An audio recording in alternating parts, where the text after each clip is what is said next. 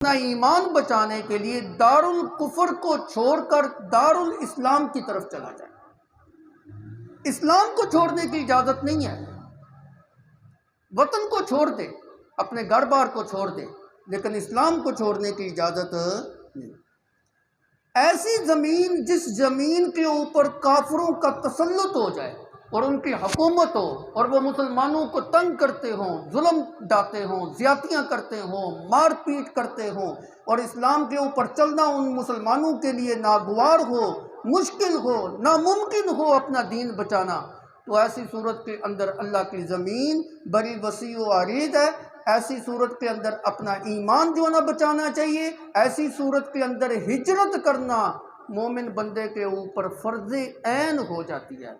اپنے گھر کو، اپنے اولاد کو، اپنی املاک کو، اپنی دکان کو، اپنی جداد کو، اپنے سب کچھ کو، کنبے قبیلے برادری کو چھوڑنا پڑے، چھوڑ جائے، لیکن اللہ کے دین کی خاطر اس وطن کو چھوڑ کر دارالاسلام کے اندر چلا جائے۔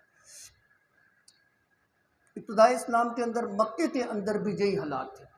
مسلمان کمزور تھے۔ جس وقت نبی صلی اللہ علیہ وسلم کی نبوت کا ابتدائی زمانہ تھا، مشرکین مکہ مسلمانوں کے اوپر ظلم ڈھاتے، مارتے، پیٹتے، ان کے ساتھ زیادتیاں کرتے۔ اللہ کے پیغمبر صلی اللہ علیہ وسلم نے ان کو حکم دیا کہ تم حبشہ کی جانب ہجرت کرو، کیونکہ حبشہ کا جو بادشاہ تھا وہ بڑا رحم دل تھا اور جو نرم دل تھا، اپنی رعایا کے ساتھ حسن سلوک کرنے والا تھا۔ اور یہ بات تو اٹل ایک حقیقت ہے نا، اگر حکمران نرم دل ہوں، نرم مزاج ہوں، تو باہر کے لوگ بھی آتے ہیں۔ آپ اپنے ملک کی حالات دیکھ لینا، آپ کے ملک کے اندر کوئی باہر سے آنے کے لیے کیوں نہیں تیار؟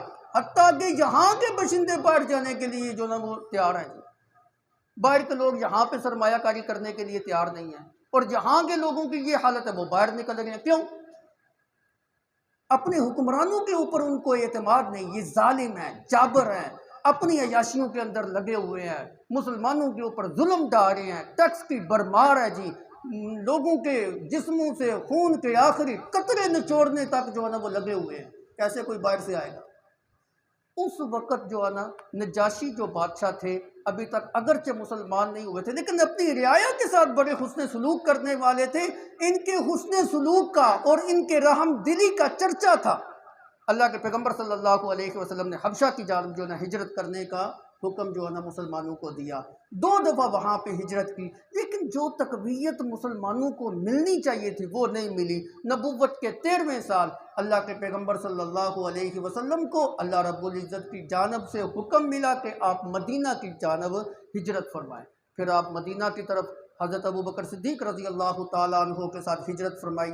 آپ کے ساتھ ساتھ کچھ پہلے کچھ بعد کے اندر جو صحابہ کو بھی موقع ملتا گیا وہ مکے کو چھوڑتے گئے اور ہجرت کر کے مدینہ کے اندر جو ہے نا وہ چلے گئے۔ حتیٰ کہ حضرت عمر فاروق رضی اللہ تعالی عنہ کے بارے میں آتا ہے کہ آپ 20 مسلمانوں کے ساتھ نبی صلی اللہ علیہ وسلم کی ہجرت سے پہلے آپ نے جو ہے نا مدینہ کی جانب ہجرت کی۔ تو جو صحابہ کو موقع ملتا گیا وہ مکے کو چھوڑتے گئے اور مدینہ کی طرف جو ہے نا وہ ہجرت کرتے گئے۔ وہاں جا کے ان کی طاقت بن گئی، اللہ نے اسلام کو جو ہے نا عزت دے دی، غلبہ دے دی، اپنا حکومت جو ہے نا وہ قائم ہو گئی، تسلط جو ہے نا وہ قائم ہو گیا، وغیرہ وغیرہ۔ اب بات یہ ہے کہ جو بندہ جس جگہ کے اوپر رہ رہا ہو وہاں پہ اگر کفر کی حکومت ہے اور اسلام کو بچانا ممکن نہ ہو تو وہاں پہ اس جگہ کے اوپر سے ہجرت کرنا اس بندے کے لیے فرض عین ہو جاتا ہے۔ اب بندوں کی 2 قسمیں ہیں، ایک وہ بندہ ہے جو ہجرت کرنے کی طاقت رکھتا ہے لیکن ہجرت نہیں کرتا، اور ایک وہ بندہ ہے جو ہجرت کرنے کے لیے تیار ہو جاتا ہے۔ اب جو اللہ کے دین کی خاطر اپنا سب کچھ داؤ کے اوپر لگا کے ہجرت کر لیتا ہے، اللہ کے ہاں بھی اس کا بہت بڑا مقام ہے۔ اور ایک وہ بندہ ہے جو ہجرت کرنے کی طاقت تو نہیں رکھتا، ہے مسلمان، طاقت رکھتا ہے لیکن مسلمان ہونے کے باوجود پھر نہیں چھوڑتا اس خطے کو، اور جہاں پر بھی ایمان جو نا خطرے کے اندر پڑا ہوا ہے۔ اور حال یہ تھا کہ اس وقت ہجرت کرنا فرض عین تھی۔ بلکہ آپ کو ایک اور بات بتاؤں، ابتدائے اسلام کے اندر ہجرت کرنا ایمان کی علامت سمجھا جاتا تھا۔ اور جو بندہ ہجرت نہیں کرتا تھا لوگ اس کے ایمان کے اندر شک کرنے لگتے تھے، یہ اپنے اس دعوے کے اندر جھوٹا ہے کہ اس کو اللہ کے پیغمبر کے ساتھ پیار ہے، کوئی پیار نہیں، اگر پیار ہوتا تو ہجرت نہ کرتا، اس کو اپنے بچوں کے ساتھ پیار ہے، بیوی کے ساتھ پیار ہے، جداد کے ساتھ پیار ہے، دکان اس کو پیاری ہے جی، اللہ کے رسول کی محبت اس کے اندر نہیں۔ تو یہ ایمان کی علامت جو ہے نا وہ سمجھی جاتی تھی۔